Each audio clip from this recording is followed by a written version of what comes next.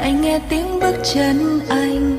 Có đôi khi em lại mơ thấy anh đang về, ôm chặt em tay trong vòng tay, khẽ hôn đôi má em hồng, nhưng nhận ra chỉ là ảo giác. Tập sống không anh, sao mà em thấy khó vô cùng, vì lúc bên em anh chở che biết bao nhiêu lần. Em nhận ra từ ngày hôm nay em phải cố sống như vậy, vì giờ đây anh đang chở che cho hình bóng khác, không phải em.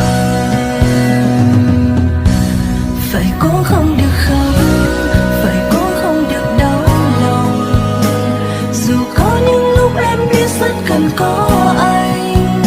Em càng quay lại càng thấy nhớ, muốn quay lại càng nhớ thêm, nhận ra con tim em còn yêu anh. Dù có gặp lại nhau thì phải luôn nở nụ cười và nói em vẫn sống tốt mà thôi. Anh sẽ vui cạnh người yêu mới, đâu hay nụ cười phía sau là bao nỗi đau mình em.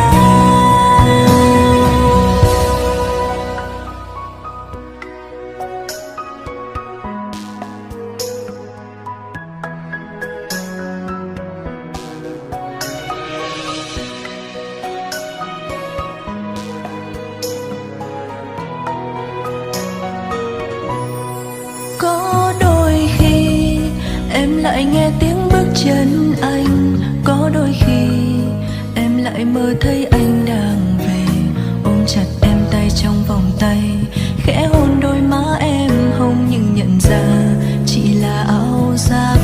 Tập sống không anh, sao mà em thấy khó vô cùng, vì lúc bên em anh chở che biết bao nhiêu lần.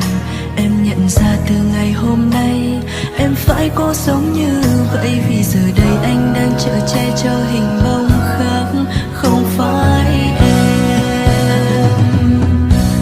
Phải cố không được khóc, phải cố không được đau lòng, dù có những lúc em biết rất cần có anh. Em càng quay lại càng thấy nhớ, muốn quay lại càng nhớ thêm, nhận ra con tim em còn yêu anh. Dù có gặp lại nhau thì phải luôn nở nụ cười và nói em vẫn sống tốt mà thôi. Em sẽ lau từng dòng nước mắt, chúc hai người được hạnh phúc, còn riêng em sẽ quên anh người ơi. Hãy cố quên anh người ơi, và hãy xem như là giấc mơ buồn, vì tình yêu đã không còn như xưa. Nơi phương trời xa ấy, chúc em được hạnh phúc và hãy đừng nhớ về anh. Dù có gặp lại nhau thì phải luôn nở nụ cười và nói em vẫn sống tốt mà thôi. Em sẽ lau từng dòng nước mắt, chúc hai người được hạnh phúc, còn riêng em sẽ quên anh người ơi. Em sẽ lau từng dòng nước mắt, chúc hai người được hạnh phúc, còn riêng